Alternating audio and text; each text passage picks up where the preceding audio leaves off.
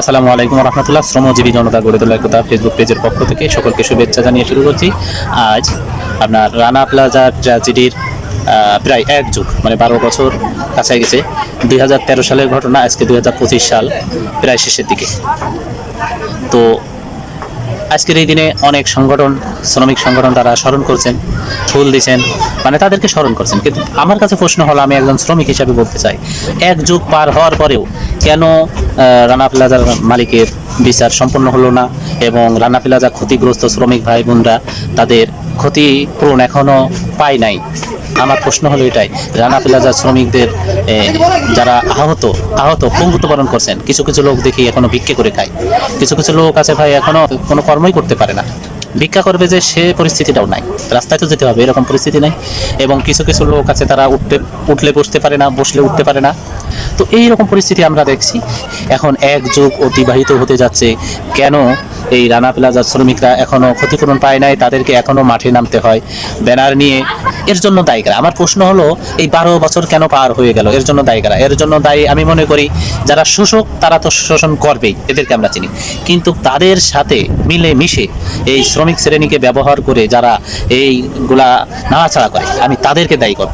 কারণ যারা দোষী তাদেরকে আমরা চিনি, কিন্তু যারা তাদের সাথে মিলেমিশে আমাদেরকে ব্যবহার করে তাদেরকে চিহ্নিত করতে হবে। শুধু রানা প্লাজার যখন বিচার চাওয়া হয়, ব্যানারে লেখা হয় রানার নাম লেখা হয়। আরে রানা প্লাজা তো একটা বিল্ডিং, রানার তো একটা বিল্ডিং, ওখানে আরও 4-5টা মালিক ছিল, সেই মালিকগুলার নাম কোনো ব্যানারে দেখি না। এই ব্যানারটা বানায় কারা? এই ব্যানারটা বানায় দেখেন এই শ্রমিকরা বানায় না। এই শ্রমিকরা তো গাড়ি ভাড়া দিয়ে আসতেই পারে না, তাদের তো সংসারই চলে না। এদেরকে ব্যবহার করে কারা? যারা ব্যবহার করে তারা ওই রানার বিচার চায়।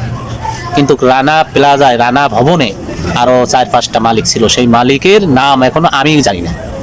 12 বছর হয়ে গেল, শুধু রানা প্লাজার নাম শুনছেন আপনারা, কিন্তু এই মালিকের নাম কেন গোপন রাখে? এই শ্রেণী কারা? কোন শ্রমিক নেতারা, কোন শ্রমিক ফেডারেশনগুলা এই ব্যানার তৈরি করে? তাদের এই ব্যানারে কোন স্বার্থে অন্যান্য মালিকের নাম এখানে উল্লেখ করে না? এইগুলো একটা প্রশ্ন। আর একটা হলো, এই রানা প্লাজা শ্রমিকদের ব্যবহার করে তখন থেকে 2012 সাল 13 সালের পর থেকে এই পর্যন্ত অনেক শ্রমিক সংগঠন, অনেক বড় বড় নেতারা, তারা ফুলে ফেপে, আঙ্গুল ফুলে ফেপে তারা কলা গাছ হয়ে গেছে, আমরা দেখছি। এবং এরাই এই আহত শ্রমিকদেরকে বছরে 2-1 বার বিভিন্ন প্রোগ্রামে ডেকে আনে গাড়ি ভাড়া দিয়ে, পরে লাস্টে বিরিয়ানির প্যাকেট দেয়, হ্যাঁ, এবং ওই মিছিল মিটিং করায়।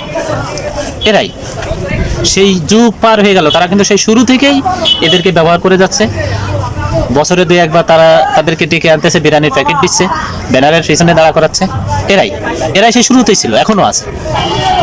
তা এরাই তো ব্যানার বানায়, এরাই তো প্রচারণা চালায়, দাবি জানায়, রানার বিচার চায়, হ্যাঁ, ফাঁসি চায়। কিন্তু এখানে আরও 4-5টা মালিক ছিল, সেই মালিকের নাম কেন ঢোকায় না? এই মালিকের সাথে তাদের আতায়াত আছে। এবং বিদেশ থেকে যে অর্থ সহায়তার নাম বলে এদেরকে রাস্তায় নামায়, হ্যাঁ, আন্দোলনে আসো, অর্থ সহায়তা আসবে, অর্থ সহায়তা অলরেডি এসে গেছে, তারা ভাগ করে খাইছে। কারণ দেখেন, এরা এমন চাটার দল। এই রানা প্লাজা শ্রমিক যখন আপনার বেওয়ারিশ লাশগুলা কবর দেওয়া হয়েছে, একটা কবরস্থান বানানো হয়েছে, আছে একটা কবরস্থান আছে যেখানে লাশ চিহ্নিত করা যায়নি, বেওয়ারিশ লাশগুলা এক জায়গায় দাফন দেওয়া হয়েছে, কবর দেওয়া হয়েছে। সেই লাশের কবরস্থানগুলা পরিচর্যা করা হয়। রানা প্লাজার দিবস আসার কিছুদিন আগে একটা বাজেট থাকে, সেই বাজেটের টাকা মেরে খায়। রানা প্লাজা শ্রমিকদের মিলাদের নামে টাকা আসে, সেই টাকাও মেরে খায়, তার প্রমাণ আমি দিতে পারবো। এরাই এই শ্রমিক সংগঠনগুলাই। তো এদের বিরুদ্ধে কথা কে বলবে? এই শ্রমিক নেতারা, এই শ্রমিকরা যারা রানা প্লাজার ক্ষতিগ্রস্ত এখনো দাঁড়িয়ে দাঁড়িয়ে ঘুরতেছে, এরাও অনেক কথা বলতে পারে না, কারণ ফাইলপত্র তো এদের হাতেই জমা দিয়ে দিছে তারা।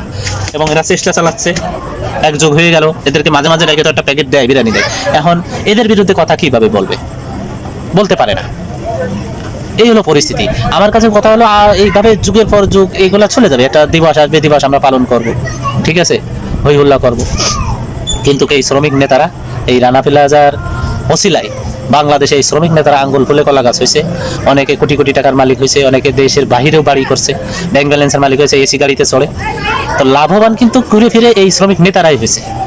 মাঝখান দিয়ে যারা কিছু পায় নাই, আহত হয়েছে, তারা তো পায়ই নাই, তারা এখনো দাঁড়িয়ে দাঁড়িয়ে ঘুরতেছে। এর অবসান দরকার। শুধু রাস্তায় ওই আপনার মালিকের বিরুদ্ধে মিছিল মিটিং করলে হবে না, সরকারের বিরুদ্ধে মিছিল মিটিং করলে হবে না। মিছিল মিটিং করতে হবে আমাদের ঘরে, যারা আমাদের অভিভাবক হিসেবে কাজ করতেছে, তাদের বিরুদ্ধে আঙ্গুল তুলতে হবে। শ্রমিক শ্রমিক সেক্টরের সবাইকে, এই গার্মেন্টস সেক্টরের শ্রমজীবী জনতা গড়ে তোলা একতা, এই ব্যানারে আসতে হবে। এসে এই দালাল যারা আছে শ্রমিকদেরকে নিয়ে ব্যবসা বাণিজ্য করে তাদের বিরুদ্ধে কঠোর অবস্থান নিতে হবে। ইনশাল্লাহ সেটাই আমার উদ্দেশ্য, লক্ষ্য। আপনারা আমার সাথে থাকবেন।